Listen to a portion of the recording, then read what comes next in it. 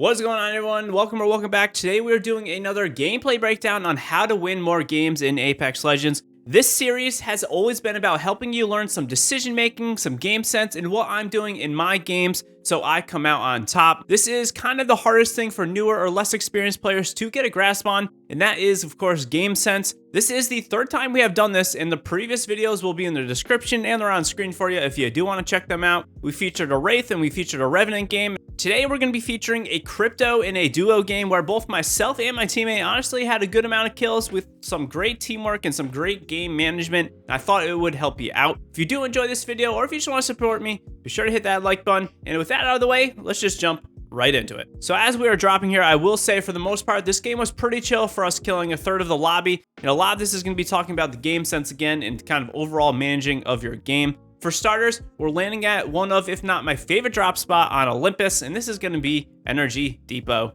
You'll notice as I was dropping there, I did a quick look around just to see if anyone was landing with us, and I didn't see anyone, but I do shortly find out that there are a couple people here because I do hear them. My first priority after landing, of course, is to get a weapon. Everything else is secondary. I actually landed on a spot where there was no guns, which is unfortunate. I did have to open a bin to find some weapons. I generally like to land on items on the ground and not open bins because when you are opening a bin, you're not really guaranteed to get a gun all the time. And if you can just land on a gun, that is going to treat you much better. So I saw that bin was open in the center area. So I'm going to move up into the right here, kind of going more inside of Energy Depot to see if I could find them. I'm already noticing the bins are up there. So I'm actually not really going to be too concerned of looting anymore. I kind of already know that I got everything I'm going to probably get unless they left something behind.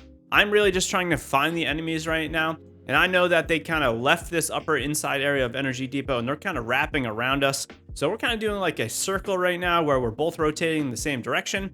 I get pretty lucky that they left an R301 behind, which is absolutely insane. They must have some good guns. And this actually does signal to me that either they're pretty bad players and they're taking weaker weaponry, or they already got some crazy weapons because they dropped an R301 on the ground. So this is something to keep in mind as you are kind of looting in an early game. If you see good guns on the ground, it probably means that they're fairly kitted and you need to take a little bit more care. So I'm going to run over here. I'm going to go right up on top of them. This Bloodhound kind of rotates out in the open, isn't really kind of using any cover or anything. I drop down, I finish him off. Now we're just looking for the second person. I know it's a Revenant. I can see the Revenant silences. I'm not running into them. I'm going to kind of see if they kind of push out. What ends up happening is the Revenant is actually trying to run away for some reason, doesn't want to fight us. Generally in early games, if you're kind of running away like this, I would just say to fight it out. At the same time, a third person comes in and it's going to be an Octane with purple shields. He heard the shots, he heard the fighting, so he must be trying to third party. However, it doesn't work out for him. He ends up going down even though he did have purple shields and a solid weapon. So now we kind of cleared out the area. We're just going to take a second. We're going to loot up. We killed a duo team and then we killed a solo Octane. And all this actually brought us some pretty good loot. This Octane kind of ran over to us with a purple shield, some shield batteries, and a decent amount of ammo. So we're just going to take a second here, loot up, and then we're going to rotate out of here. One thing I will say, even though the Octane's plan didn't really work out for him, he actually had a good motive for the plan. What the Octane was doing was landing just outside of a hot POI. He looted up and then he ran in to get a third party. What he did was actually pretty smart, and it's something that you should be using in your games. The problem with the Octane's plan, though, is that he really pushed in a little bit too hard. You know, he didn't get any damage or anything on any of us. He kind of just ran straight into it, didn't really know what was happening, and he paid for it. The Octane, though, again, he had good shields, he had a decent weapon, which he kind of wanted to take advantage of that third party again. But, however, he didn't really know that the team that we just killed really didn't do anything to us, so we were pretty much ready for the Octane. If the Octane got there a couple seconds earlier, or if he just had a little bit more tactics in his play, it would have worked out for him.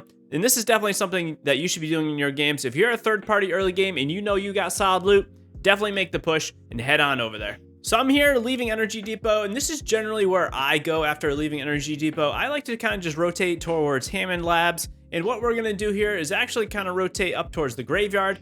However, as we're rotating to the graveyard, you'll notice that an enemy is actually being revived, which again signals to us pretty much it's a 2-on-1 with a free kill on the side. So this is a great thing that we want to take advantage of and capitalize on. I will say we're going to drop down here to kill these guys, and this was kind of a risky play for us, you know. These people are being revived right in the middle of the map, more or less, and there's going to be a lot of other people nearby. You know, if this guy's getting a revive, there's probably another team still close by. So just be wary of this. You know, we dropped down here. We got pretty lucky that we didn't get, you know, third-partied right away or got jumped on, like, kind of as we were fighting the people getting revived. This Octane tries to punch me. We pretty much kill him down. My teammate got the other person that was actually the one doing the reviving. And now I'm thinking, oh crap, he's getting launch padded on by 2 people. However, we get a phenomenal amount of shots on the first guy. The Lobo goes down, and then, you know, we kind of clean up the other one. It was pretty much a no contest. They did only like 50 damage to my teammate, which is actually a big throw on their part. They definitely could have done a lot more to us there. Honestly, we had our backs up against the wall right here. They definitely could have killed us pretty easily. They just needed, again, have a little bit more tactic. As I'm running back, I'm seeing 2 people go across the zip line. And now I'm kind of getting a little worried. You know, we're in the middle of kind of the open area right on the side of Hammond Labs or on the side of Energy Depot. What I'm doing here is I'm wrapping onto them more or less. They rotated down into Energy Depot and I'm rotating up to where they just came from. Now, by doing this, I have the high ground and I'm able to kind of take a little bit more control of the situation by having this high ground. I feel way better now. I'm off on the side of the Energy Depot area. I'm not over down the middle of the map next to Hammond Labs anymore or against that wall that people could just shoot down on us. I pick up a G7 because I do want a little bit more range. I've been using the G7 a lot lately. I'm going to move up here on these people. I honestly don't think that they knew we were right there. I'm going to go do an aggressive EMP push. You'll notice I put the drone at the perfect distance away from myself where I wasn't going to get hit by the EMP and then I could instantly go in. My teammate gets the first one down. My EMP actually does nothing because apparently my teammate either got him down shields or he didn't have shields. I absolutely laser the second guy on a nasty head glitch. My aim just absolutely took over there. I pretty much controlled that engagement solely due to my skill with aiming on that guy. Honestly, he had a great position. He was in a good spot. He had a really good lineup on us running up the stairs. I just already knew he was up there, and I had some really phenomenal shots. He honestly just got outplayed there. It's a little bit unfortunate on his part. He pretty much did everything right, I would say. You know, and one thing I will say is I kind of threw with my EMP there. I really didn't know that they were kind of separated like that. And by wasting an EMP is kind of a missed opportunity, I'll say. Of course, you know, using the EMP, even though I didn't do any damage to the Bloodhound because my teammate knocked the shields, this does trigger to me a little bit of kind of information. One, it shows that the first guy has no shields, so that's giving me some information. And 2, I didn't do any damage to the second person, which means they're outside of my EMP range, which again does signal to me I kind of know that the other person is going to be full up and ready to fight still. We hear some shots from behind us back where we killed the other team that was at the base of the wall. So we go over there. I get some really easy shots on the guy that's just down low trying to loot up. I see a lot more death boxes, which means another team fought here as we are doing the Energy Depot team. I see an Octane kind of ratting up against the wall here. I have some great R301 shots on him, and then I swap to the PK and finish him off. You'll notice I did swap the G7 for a Peacekeeper, and basically I did this because we are getting into the later game, and while having a G7 and an R301 is pretty good, I don't think I really need that much range, and I want this Peacekeeper, again, to actually control some of my ammo in the game, so I don't need to have a lot of light ammo, and I can just carry 1 stack of shotgun ammo with my R301 light ammo. My teammate makes quick work of the second person to the Octane teammate that I just downed before. You'll notice he was pretty low. My teammate was only like 10 to 15 health. He, of course, does a quick armor swap. This is what you should always do. So he has 110 health instead of 10 health. And then he pops a med kit. And now we're realizing no one's really pushing us right now. So we're going to take another second to loot up because we want to make sure we have enough ammo, some grenades, a lot of shields, because we are getting into the later portion of the game. Even though it's pretty early on in the game, you know, just the second ring started. However, the way the pub matches have been going lately for us is really they're going pretty quick.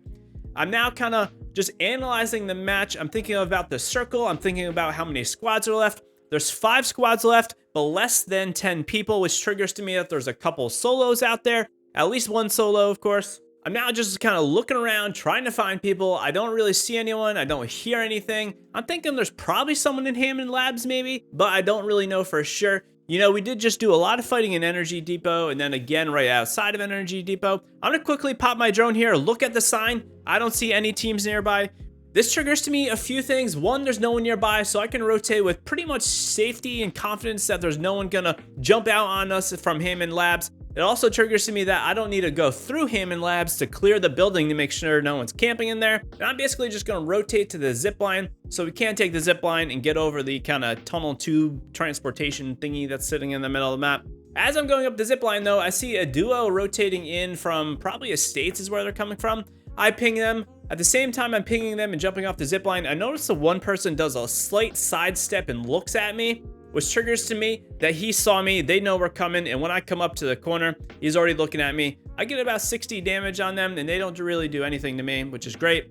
I'm now popping my drone. I'm ready to do another aggressive EMP push. I will say I was probably a little bit too far away to do any really meaningful aggressive EMP push. However, I do get 50 damage on each of them. And again, this gives me more information. I did gold to one, I did purple to the other, which means they have 200 health total. Now I know what I'm kind of going into. We make quick work of this lifeline. The lifeline didn't know that we were pushing up from the two angles. My teammate goes up, does a lot of damage to the Pathfinder. Now I'm going to go up, kind of just finish him off for him. Now my teammate's at about 75 health. I see that one of them has a gold knock. I go over to make sure the lifeline wasn't self-reviving since I did get that lifeline down first. If she started popping the self-res right away, maybe I wouldn't hear it and she would get it off, which is why ultimately I went over to the lifeline before even checking the Pathfinder. Another lifeline comes up on us and gets absolutely obliterated. She got way too close to us and we pretty much just team shot her down. I'm shooting the lifeline there as I'm kind of moving up to the Pathfinder just to make sure she doesn't have a gold res. She doesn't. This Pathfinder ends up trying to run away and I peacekeeper him right in the back. My teammate and myself both got some shots on him. We are now getting really close to the end game. There's only 2 other squads left.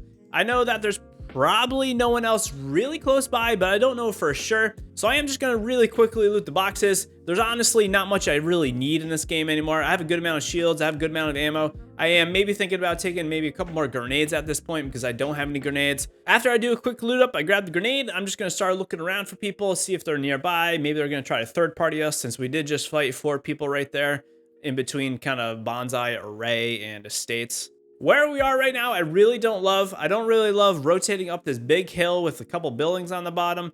It kind of scares me rotating through these buildings if anyone's camping in them or if anyone jumps on us from high ground. It's a big situation. I'm again just gonna hop in the drone, just look around at the sign to make sure no one's nearby. Again, by doing this is something that you should be doing so often. You want to hop in the drone, look at the sign, see if anyone's around. This is just such a great way to rotate with some sort of safety and sense of security. Because if you don't know if anyone's nearby, maybe I'm going to take an alternate path. Maybe I'm not going to run right up the middle. Again, I'm going to hop in the drone real quick, look around for a sign. Again, I look to the right, there's no one around us. Again, this means I can rotate with some sort of safety and security. I will take a second right now to say if you do want to watch any of this live or if you have any questions, stop by the Twitch streams, which are nearly daily. All my links for all my other socials are down in the description down below. I'm again doing it. I'm taking the drone out, looking for enemy teams on the sign. I don't see anyone. I did a quick look around kind of Icarus and Array. I didn't see anyone, so we're going to move towards Bonsai, which is probably where the last people are. You'll notice there, I didn't even really kind of realize or remember that this is true. I actually hop into my drone as I'm climbing and that ignores the animation. It's definitely a technique you can use if you need it. Climbing while popping the drone, I'm gonna do it again right here. It goes instantly in the drone. It's definitely something to keep in mind. They'll probably patch this eventually, but right now it's a glitch and it definitely works. As I'm using my drone though, I see there's a launch pad there. I can see the guy kind of jumping away from us. At this point, I'm thinking it might be a solo because he is running away from my drone, which generally signals to me that he's scared of maybe a duo team and he doesn't want to kind of get in an engagement. I will say there's definitely a lot to be aware of as you're approaching the last 3 teams like this. By us pushing this solo or potential solo player, if the other team is nearby and they hear the shots, they could definitely just come and third party us, which is something you don't want to happen. Generally, if you're not too confident in your shooting abilities, I would definitely wait to get the third party, but of course we want to take the engagement. I just straight up EMP this guy because frankly, I kind of panicked a little bit. We make very quick work of him. My MP was again a complete dud. I don't do anything with the damage except, you know, I do stun him and disorient his vision. So I am doing a little bit to him right there to distract him and, you know, help my teammate out by getting the damage on the enemy. We are now down to a potential 2-on-2. There's only 1 squad left. I'm gonna hop in my drone, go up top just to see if anyone's kind of camping on top of the zip line. This is a great thing to do with crypto. You know, you first can fly around the drone, even though I don't promote it too often. Now, I'm just making sure no one's on top of the zip line again because I don't want to go up that zip line and make, you know, the enemy team just waiting up there to shoot me down. I'm trying to find them. I finally tag a lifeline here. She was looking out the window, and then I see a caustic running up to the zip line where we just went up. My teammate's actually going to get a couple great Kraber shots on the caustic. He downs him with the second Kraber shot. and now this lifeline is pushing up. I will say the lifeline should have tagged the caustic right there, and I can already tell that this lifeline is not doing anything too crazy, so I'm trying to just stick her and, punch her to death. I kick her right into my arc star, which I guess is kind of funny. And now I see the lifeline has the gray shield, which means caustic has self-revive. My teammate finishes them, and then we win the game. As you can see there, guys, the game honestly wasn't too crazy in terms of my fights. The game was definitely pretty chill, but a lot of what we did there was really good positioning, making really self-aware choices of where we're going. And again, Crypto's kit here, I really didn't even use that much. I had a couple failed EMPs, I had a couple good EMPs, but by using the drone just to see how many teams are nearby can be a complete lifesaver in terms of the overall pace of play and keeping the game up. We dropped 20 kills here with 4,000 damage between the two of us, and honestly, to be honest with you, we really didn't try too hard, which is definitely pretty rare in Apex Legends. A lot of times the games are just absolutely sweaty, and of course, we got the win in the end, so what does it matter? If you guys do enjoy this video, or if you want more, be sure to hit that like button, subscribe to the channel. We, of course, have a community Discord. We have over 1,000 members in there. If you need anyone to play with or anyone to talk to about Apex Legends, hop in there. There's always people looking to play with others. I'm in there chatting with everyone. And of course, guys, follow the Twitch streams. We stream nearly daily. And until next time, I hope you enjoyed the gameplay breakdown, and I will see you live in the Twitch streams. Peace out.